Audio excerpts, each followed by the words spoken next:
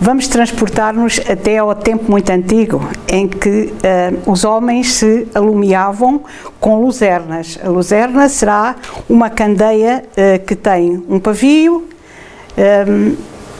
e que alumia através desse pavio que está mergulhado em azeite.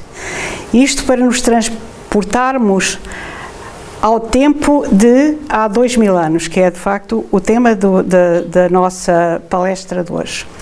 Há 2000 anos muitas coisas aconteceram no planeta e por isso, para que nós nos possamos situar em algo de mais palpável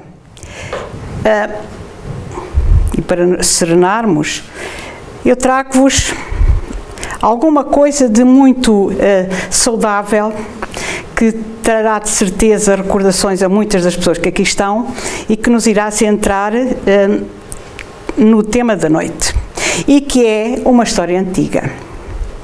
Que tipo de história trago?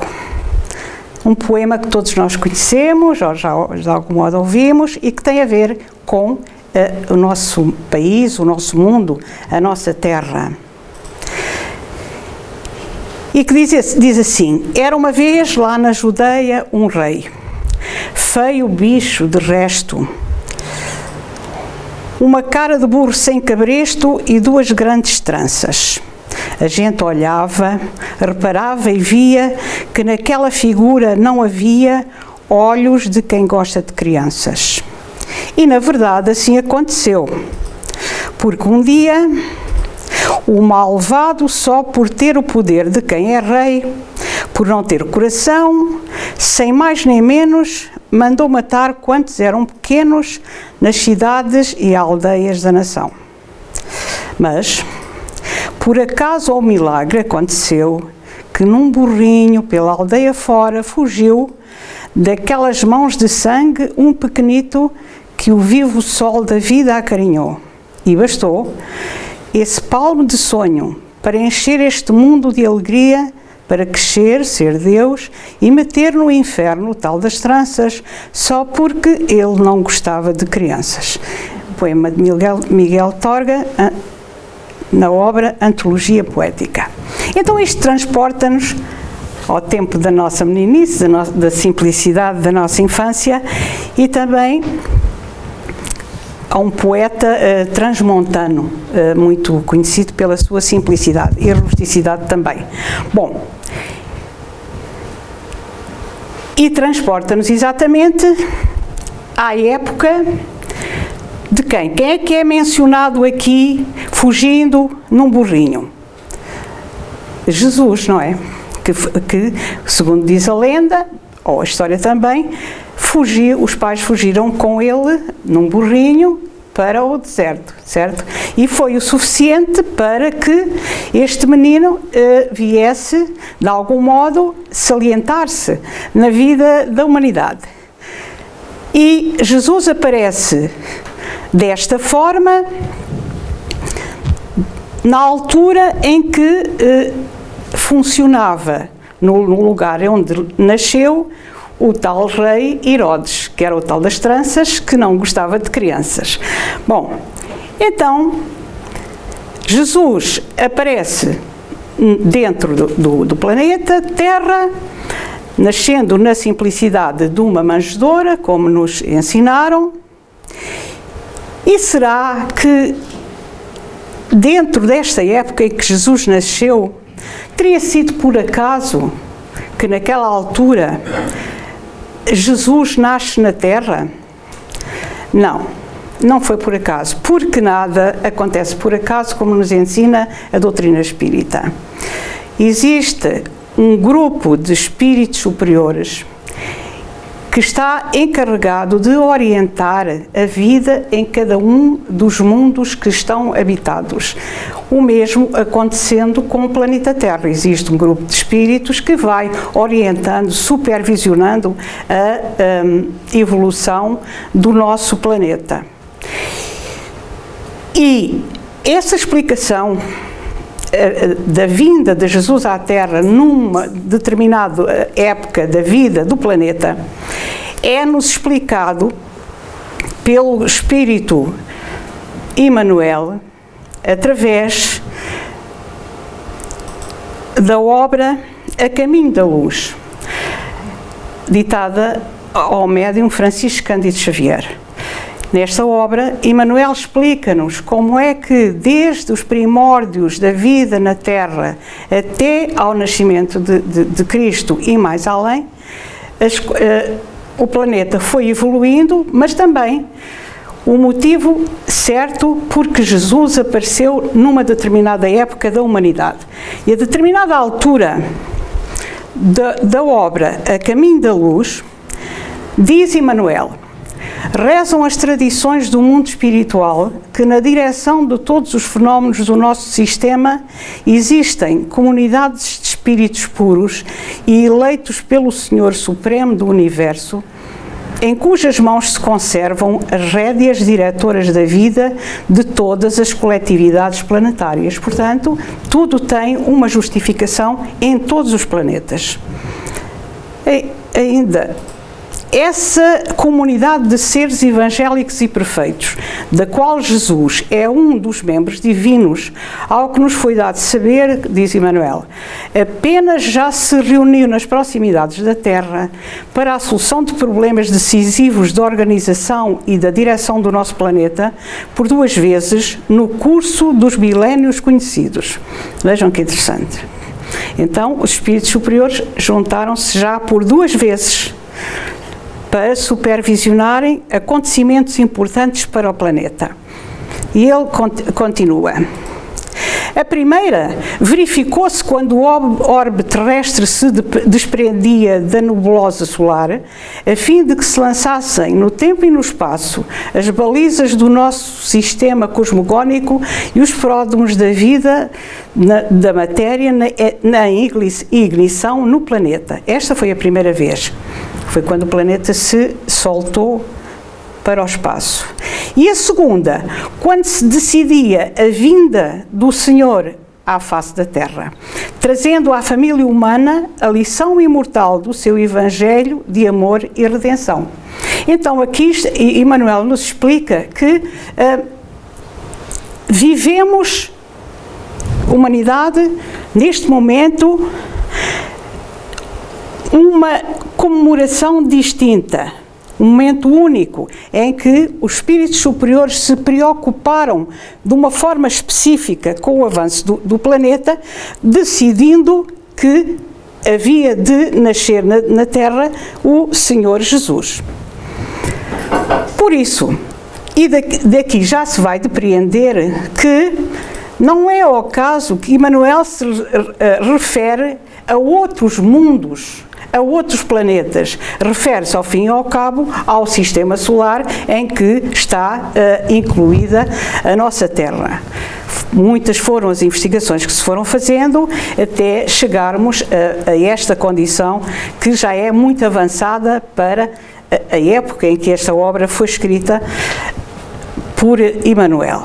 Bom, e de tal forma é importante o nascimento de Cristo na Terra que a contagem do tempo, nós poderemos, é logo a questão que se nos põe. Então, e quando é que foi? Foi em que data? Essa será a pergunta que vem a seguir. Não sabemos, porque é de tal forma importante o nascimento de Cristo na Terra, todas as revoluções que se deram, no bom sentido é claro, após a sua passagem pelo planeta, que a contagem do tempo se vai estabelecer no antes e no depois de Cristo. Ou seja, a vinda de Cristo, digamos que é o ponto zero para trás e o ponto zero para a frente na contagem do tempo.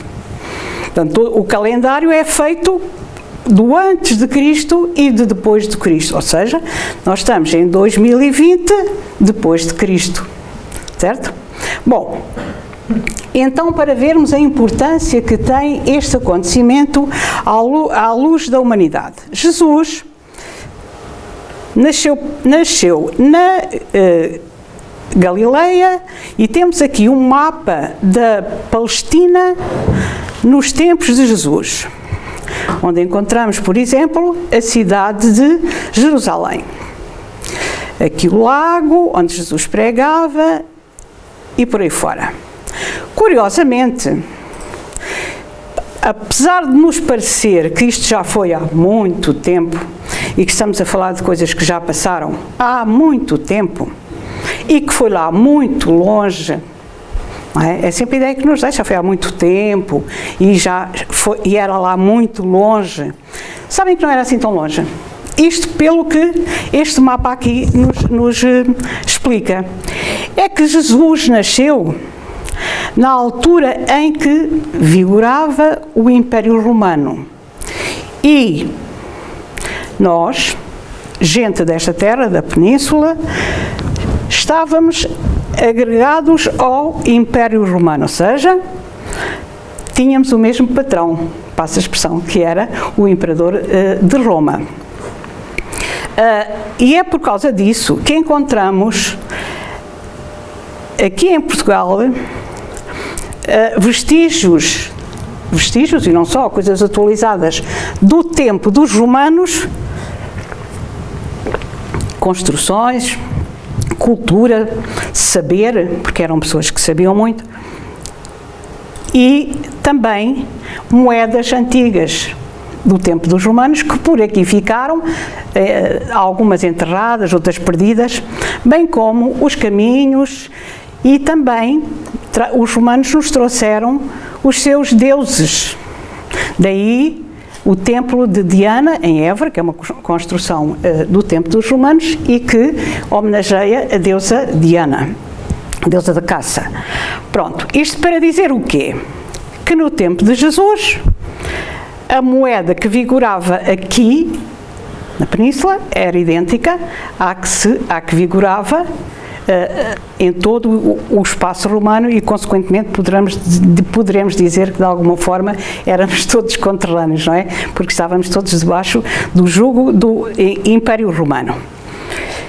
E então, como era que... É claro que todos aqueles territórios estavam muito longe de Roma, tanto mais que os transportes eram um pouco mais caros de bois ou cavalos, as distâncias eram imensas. E aqueles povos que estavam dominados por Roma tinham ideias próprias, o que fazia alguma amálgama de sentimentos em relação ao Império. E, consequentemente, é dentro deste cenário de alguma confusão em relação a quem manda aonde que Jesus aparece na Terra para trazer o seu Evangelho e a ideia do Deus único. Então, é como era a vida no tempo de Jesus. O que é que Jesus fazia no dia-a-dia? Sabemos que ele se dedicava às pessoas que o rodeavam mais de perto, que eram uma pessoa, de algum modo, muito forte, dinâmica, com objetivos seguros, que tinha como amigos, de um modo muito especial, um grupo de pescadores e que também passava grande parte do seu tempo a tentar ajudar aqueles que se abeiravam dele com alguma dificuldade mais premente e a quem ele ajudava, dando uma palavra de conforto, de cura, de esperança, enfim, tudo aquilo que ele achava que podia ajudar a humanidade a avançar. Também Jesus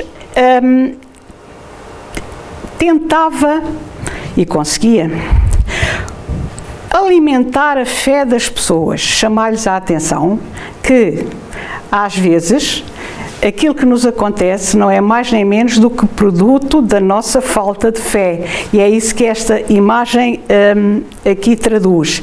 Muitos se lembram daquela passagem do Evangelho em que os pescadores estavam desesperados porque a pesca, o peixe não vinha à rede e a determinada altura Jesus pede, olha, deitem lá outra vez as redes, que é para a gente ver o que é que acontece. E a pesca foi em abundância. Então Jesus está ali naquela imagem tentando fazer perceber aquele amigo que o que fazia com que a pesca não fosse tão abundante seria a sua falta de fé. Assim sendo, também Jesus se preocupou em ajudar aqueles que sofriam de maleitas físicas, como vemos aqui, dirigindo-se à piscina de Betsaida, onde, como sabemos, curou um senhor que estava ali há tanto tempo nesta piscina. Havia fama de que se as águas se agitassem, aquele primeiro que chegasse, aos primeiros que chegassem dentro da água, ficavam curados. E estava ali um paralítico que já estava lá há imenso tempo, porque quando as águas se agitavam, ai pai, vamos pescar o paralítico. Entretanto, já as águas estavam calmas e ele já não chegava a tempo e estava por ali até que Jesus se apiadou dele e lhe pediu que se levantasse e andasse. Portanto, toda a sua vida foi em consolar os simples.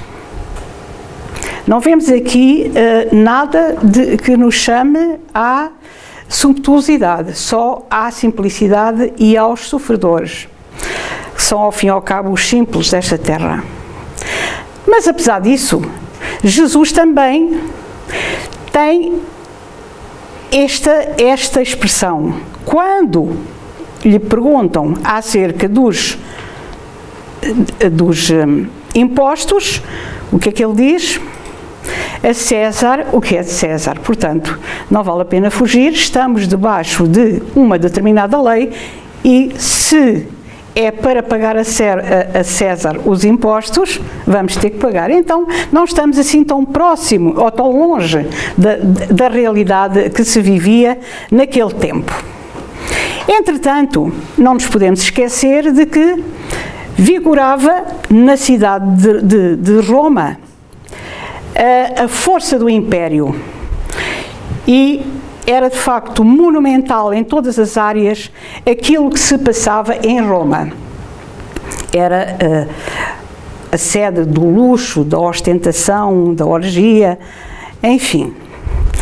E vemos que em Roma também havia pobres, pedintes na rua, que eram muitas vezes mal vistos por aqueles de quem se abeiravam, e havia aqueles que viviam na abundância em banquetes de luxo que se tornavam verdadeiros descalabros para a simplicidade das pessoas e um atentado à humanidade. Por causa disso, e porque o Império a isso conduzia, havia também a vida de rua, a vida simples, daqueles que se preocupavam no dia-a-dia com o trabalho, em ganhar aquilo que precisavam para o seu sustento. Era então a vida comum. E porque as classes sociais eram muitas e diferentes, havia, e muito extenso o Império, havia a necessidade de haver um espaço onde se juntassem homens de bem e que tivessem alguma ascendência sobre o resto da população para tomarem as decisões que haviam de segurar as rédeas de um império daquele tamanho. Ora, havia o Senado. Este ali era o edifício onde funcionava o Senado. Este é um espaço interior do Senado em que vemos que é tipo uma Assembleia da República, não é? Onde estão os senadores. Os senadores eram então pessoas que de algum modo até passava de pais para filhos, de geração para geração, o cargo, e que se reuniam para decidir aquilo que havia de ser a orientação dada ao Império Romano. E essa parte do modo como era a vida em Roma no tempo em que Jesus nasceu, portanto, dentro do Império Romano, nós encontramos-la muito bem explicadinha na obra Há 2000 anos, que é depois mais uma da série daquela que vem agora, que temos ali em cima da mesa, Paulo e Estevão. Esta obra, ditada pelo Espírito Emmanuel, Francisco Cândido Xavier, explica-nos de uma forma muito acessível e muito profunda, muito assertiva, aquilo que se passava em Roma, transportando-a para um indivíduo só, que é um senador. E através da vida desse senador, nós vamos ter, de alguma forma, espelhado aquilo que se passou no tempo de Jesus. Trata-se do senador Públio Lentulus. Está na obra, portanto, há 2000 anos. O senador Públio Lentulus, que está nessa obra, conta que, sendo senador em Roma, era casado, a esposa chamava-se Lívia e tinham uma filhita pequena que tinha uma doença de pele que não havia forma de se curar, apesar de todos os esforços que o pai fazia. Públio tinha diariamente este problema que, se por um lado ele tinha que se mostrar uma pessoa forte, dinâmica, superior hierarquicamente, alguma coisa, como se diz na gíria, o moía por dentro, que era o facto de não encontrar sossego para o problema da filhita que ia morrendo a olhos vistos dentro das paredes do seu lar. Era também uma pessoa que aprofundava muito os sonhos que eventualmente tinha e que o faziam pensar que a sua vida não era só aquilo porque estava a passar, mas que havia algo de mais profundo no seu ser que fazia dele uma pessoa sonhadora, de algum modo apreensiva por algo que ele não sabia porque é que era, mas que havia alguma coisa dentro dele que bolia e que fazia dele uma pessoa diferente e mais sensível do que aquilo que ele pretendia, desabafando até com amigos de família mais próxima. Portanto, Públio se mostrava na sua toga a força do poder hierárquico, por dentro tinha um sentimento de grande fragilidade interior. Isso acontecia exatamente, e como já falámos, porque ele tinha a filhita doente. É isso que se espelha aqui, e este era o grande problema do senador Públio Lentulus. Então, como falámos, o império era muito vasto. Naquela altura, as terras da Palestina eram muito... Agora é onde está a guerra, a Síria, por aí, é chamada Ásia Menor.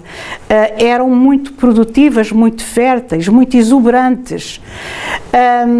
E houve um amigo que o aconselhou a que ele fosse passar um tempo, como senador, claro, mas também de algum modo para descansar, para se encontrar consigo mesmo na Palestina e, digamos que, fazer uma missão militar, como se dizia antes, num território mais distante, onde, quem sabe, devido ao próprio clima, a sua pequena Flávia não encontraria alguma benesse, algo que a pudesse curar ou aliviar da doença de que padecia e que era incurável. E é assim que o nosso senador, Públio Lentulus, se desloca de Roma até Jerusalém. Em Jerusalém, ele vai encontrar exatamente um grupo de gente de Roma que estavam ali, digamos que a comandar aquela zona do Império, e vai primeiro até Jerusalém. Em Jerusalém, encontra-se então com outras pessoas da mesma classe social e por ali fica durante um tempo. Entretanto, alguém o aconselha a que a pequena continuava muito doente e aconselham-no a ir mais para norte até à Galileia, onde de facto a terra era mais fértil e o clima seria mais benéfico à vida da pequena Flávia. E assim o nosso senador dirige-se então para norte, encontrando um clima mais diversificado onde pudesse, em princípio, encontrar descanso para a menina, aproximando-se já de Cafarnaum, como vamos ver a seguir. Aqui a vida também era como em Roma, gente simples que vivia o seu dia a dia da melhor forma que podiam e pacíficos, como veem. E é assim que em Jerusalém se dá a grande modificação e Públio decide, apesar de ter sido encomendado o seu trabalho para Roma, para Jerusalém, desculpem, ele decide então avançar para a Galileia. E então, novamente, vem o problema da menina. O que é que o faz movimentar-se mais uma vez a pequena? E decide, conversando com a esposa, irem então até à Galileia, no sentido de ver se encontravam cura para a menina. E neste cenário, já dentro de uma estrutura organizada familiar, Públio começa-se a perceber de que havia ali uma movimentação da população simples daquela terra e ouve falar pela primeira vez de que havia um homem que ajudava as pessoas, conversava com elas, mas que era uma pessoa muito simples. E há um amigo, já dentro da sua estrutura familiar, que lhe diz: olha, sabes que já ouviste falar? É um indivíduo que pelos vistos se encanta. Todos os dias, quando é ao entardecer, ele vem até ao lago e ajuda aos simples. E as pessoas vão para o ouvir. E olha que eu já vi que ele tem efetuado certas curas. Se calhar era uma ideia dirigir-te também a ele e ver se ele de alguma forma te pode ajudar. Bom, aqui está implícito já o quê? Um sentimento que é a humildade. Não combina a posição do senador romano com a simplicidade de Jesus. Acontece, porém, que a pequena também ouvia. As empregadas que falavam com a mãe, destacando uma que se chamava Ana, ela contava à mãe: esta menina, se conseguíssemos levar até ao lugar onde Jesus fala, ele é de uma doçura para com as crianças e tal. E a pequena ia de facto ouvindo as conversas. Então, nesta cidade de Cafarnaum, o nosso senador vê-se a braços com uma situação. Que será o quê? Por um lado, aquilo que ouvia. Por outro lado, aquilo que sentia, porque também não estava para se deixar, de algum modo, mover pelas pessoas do povo. Tanto mais que lhe diziam que aquele indivíduo, deuses não. Dizia que havia um Deus único. E um dia, a esposa aconselhou-o, chamou-o de parte e disse: porquê é que não havemos de fazer isto?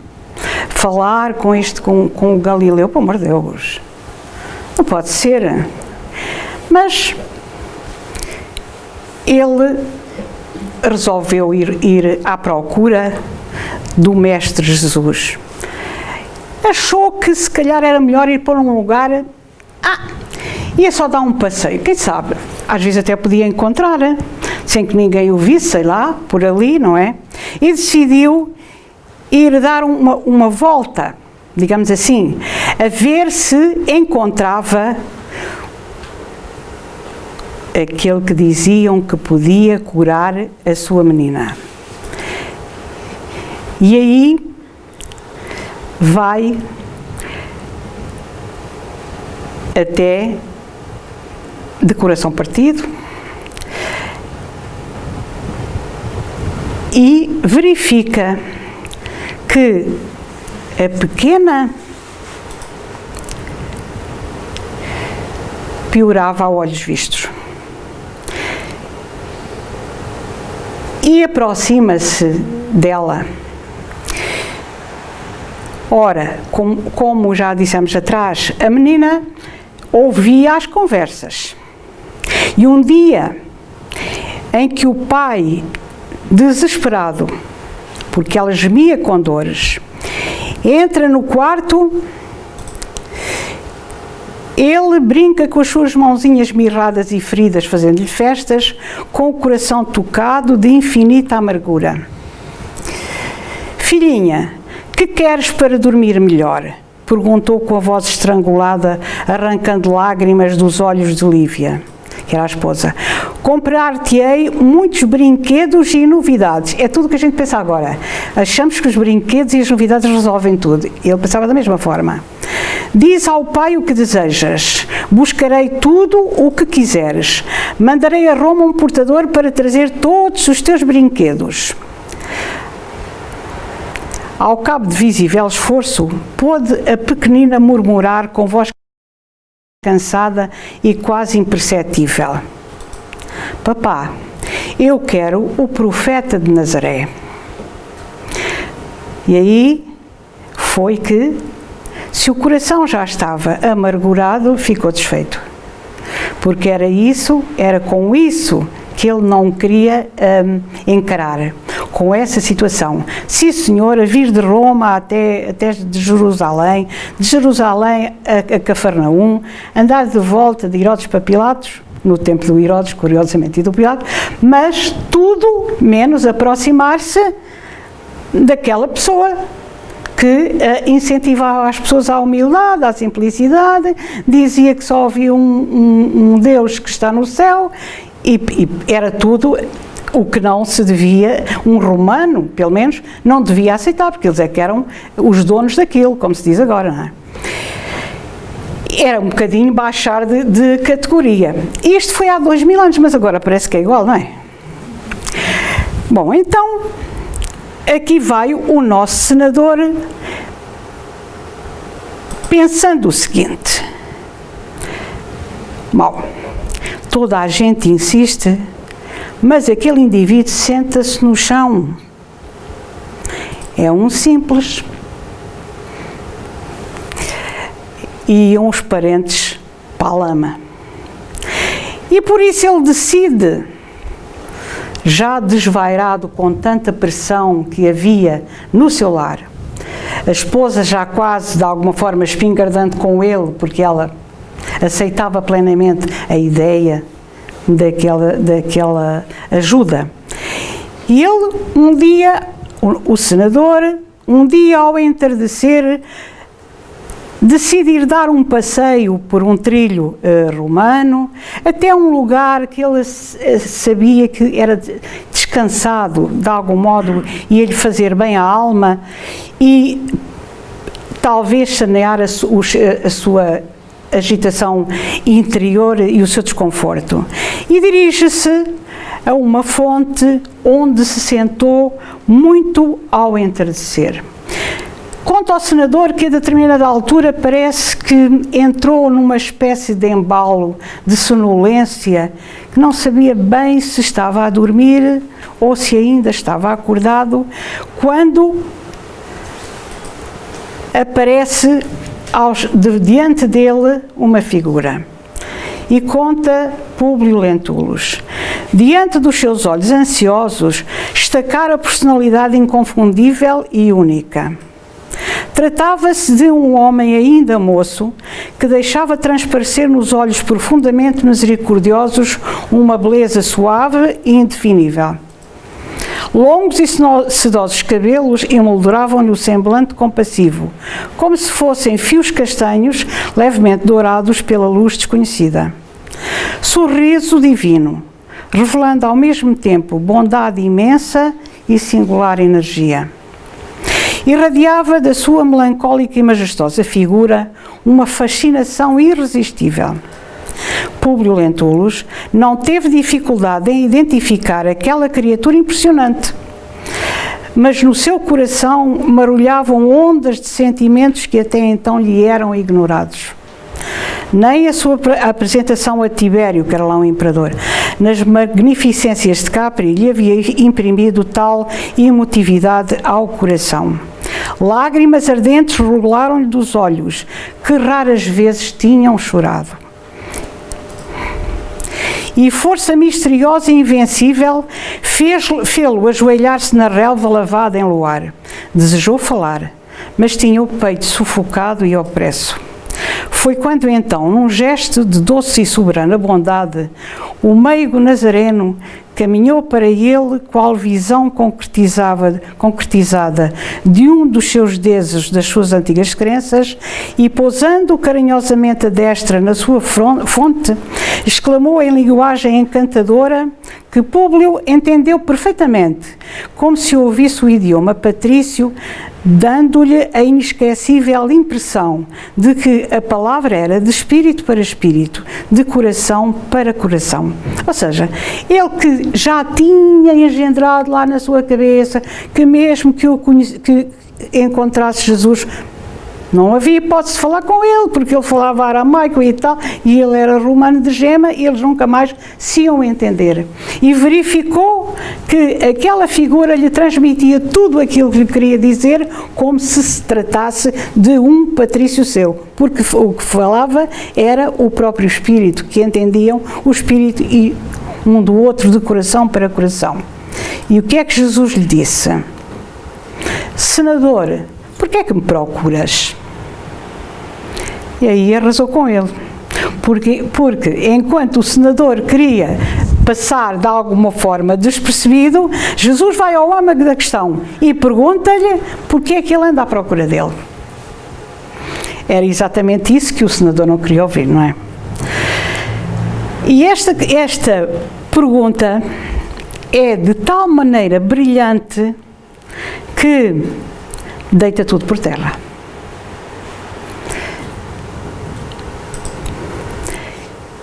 Porque Jesus não lhes poupa. Ele sabia perfeitamente. E a seguir vem o texto. E espraiando o olhar profundo na paisagem, como se desejasse que a sua voz fosse ouvida por todos os homens do planeta, rematou com serena nobreza, diz Emmanuel: fora melhor que me procurasses publicamente e na hora mais clara do dia, para que pudesses adquirir de uma só vez e para toda a vida a lição sublime da fé e da humildade. Pronto, ficou tudo dito. Aquilo que o senador precisava de ouvir está aqui exatamente nestas 3 linhas. O que é que ele não era, ou não estava a ser? Humilde, por um lado, e sem fé. Ao passo que se ele tivesse a hombridade de procurar Jesus na claridade, como diz ali, publicamente, à hora mais clara do dia, ele havia de aprender essa lição de uma vez por todas. Mas não era isso que ele estava a fazer. Aquilo que o senador queria, Jesus estava farto de saber. Só que não estava para se rebaixar, como se diz agora, ou misturar-se com aquela malta que se sentava no chão. Isso não podia ser. Até ver. E remata Jesus: mas eu não vim ao mundo para derrogar as leis supremas da natureza, porque cada um é como é. E Jesus nem sequer aponta isto como algo de mau.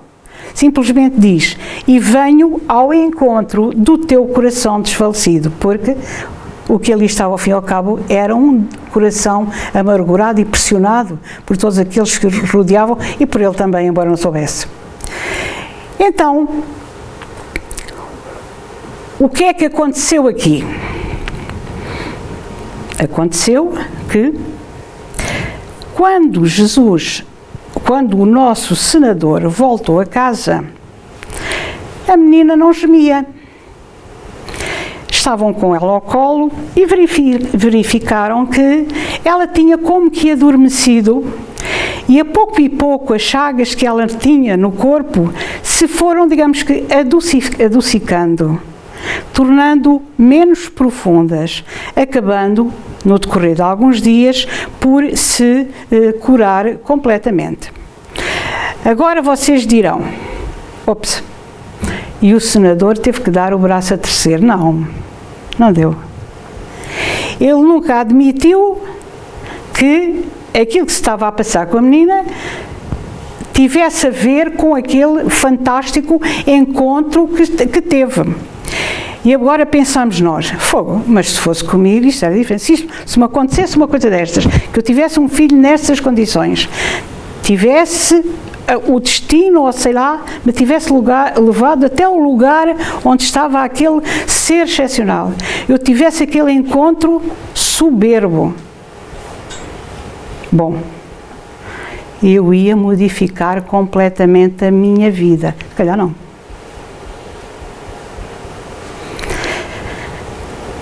Porque, vamos lá ver, neste momento, vejam, já passaram 2000 anos e aquilo que se passa à nossa volta é exatamente aquilo que se passava naquele tempo. Havia ostentação, os pobres, a falta de humildade, muitas vezes a tortura, muitas vezes a incompreensão, muitas vezes a falta de fé, e tudo misturado está mais ou menos como estamos nós agora. Então, não vamos condenar o nosso senador. E isso foi aquilo que Jesus deixou, de algum modo, latente na conversa que teve com ele. Não vem derrogar as leis de Deus. Passando 2000 anos, o que é que nós encontramos? Mais ou menos a mesma coisa. Todas as dificuldades. Por exemplo, mas eu não me importava. Se calhar até importava. De ir lá onde Jesus estava. Não ia. Nós vemos aqui no nosso espaço do centro. E no dia a dia. As pessoas telefonam-nos, por exemplo. Eu precisava de atendimento e tal. Olha, mas vai ter que ir à palestra. Não. Isso não. Vocês depois não atendem em particular. Mas nós estamos lá. Não somos nenhum assassinos. Pois é, mas as pessoas conhecem-me. Não pode ser. Eu venho de tal parte. Olha, mas tem lá um centro perto. Não, mas isso antes quer vir aqui. Porque conheço fulano e Beltrano, que vão lá sempre. Então, qual é a diferença? É igual, não é? Há aquela ideia do senador não querer ir lá onde Jesus estava igualzinho. E não pensem que é só com as pessoas de elite, porque não é. Pessoas simples, que às vezes eu pasmo, que vêm aqui ao atendimento ao centro, precisavam o apoio de um centro espírita, do passe, da reunião mediúnica, de aprender.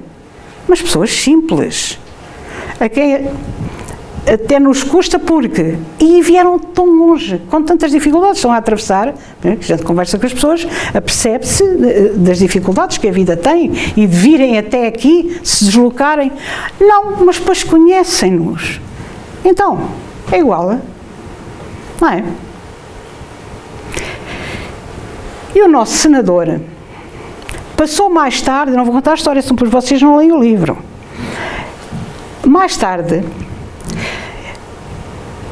ele ainda esteve há algum tempo lá na Palestina e chegou à altura em que surgiu o julgamento de Jesus.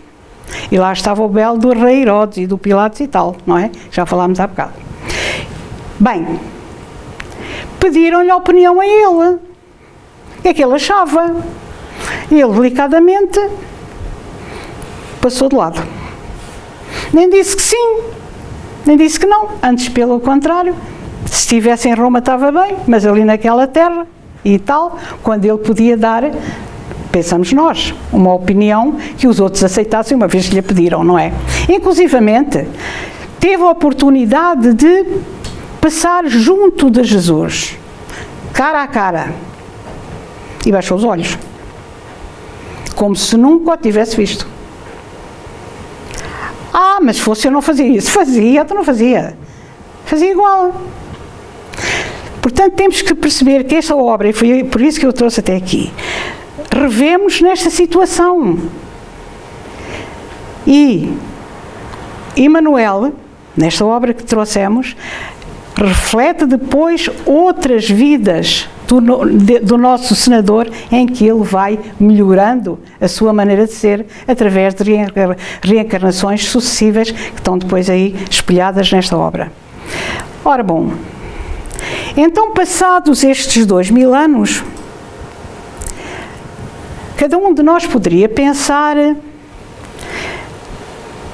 se não passará por senador. E se a nossa figura fosse um senador, Jesus, por poder, nos ia também perguntar: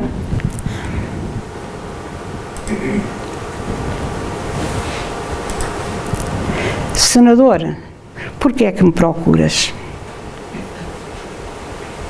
Isto é um ponto para reflexão. O que é que a gente quer, afinal? Ir rodeando os assuntos ou encará-los de frente na tentativa de melhoria? É que todos nós somos senadores, de alguma forma, e somos senhores do nosso destino, mas temos que saber encarar aquilo que Jesus nos trouxe de frente e pô-lo em prática no dia a dia. Mas isto muda. Sabem quando? Quando esta imagem for o espelho do nosso planeta. Reparem, temos aqui um médico e um doente, numa lição profunda de humildade, de compreensão, quase de prece. Esta imagem é a humildade pura, impotência para fazer mais, mas juntos nós podemos mudar o mundo. Isto passa o espaço médico, passa o espaço físico do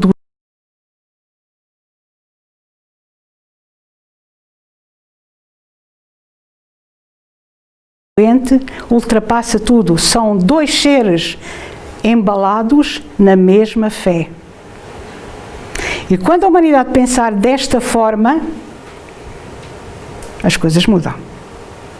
Esta é a coisa mais linda que eu vi nos últimos tempos. Aqui há desespero, há aceitação, há confiança, enfim, todos os sentimentos estão refletidos nesta imagem. Não somos capazes de fazer mais, mas juntos havemos de conseguir. Fundamentalmente é isto que aqui está. O consolo, o afeto, que é isso que ainda falta à humanidade. A compreensão do quanto somos imperfeitos, mas que havemos de conseguir. Quando esta imagem tomar forma, o mundo mudou. Bom, e para não estarmos à espera que o mundo mude, cada um irá pensar até quanto é senador. Eu trouxe-vos, porque estamos na altura das crianças, também do médium Francisco Cândido Xavier, ditado pelo espírito português João de Deus, aquele da cartilha maternal, um pequeno poema que nos vai encerrar a nossa encontro desta noite.